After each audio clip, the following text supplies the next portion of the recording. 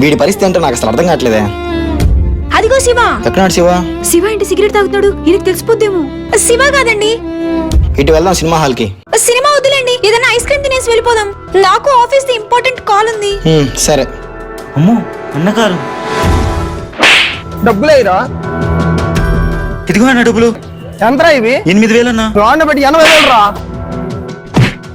ఆపండి ఆపండి, బండి ఆపండి.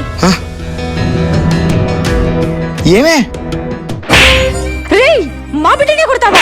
మా బిడ్డనే కొడతావా? మా బిడ్డనే కొడతావా? వీడు మీకు బిడ్డ ఏంటి మేడం? ఈ పిల్లడు మా మరిది. అయితే మాకెందుకండి?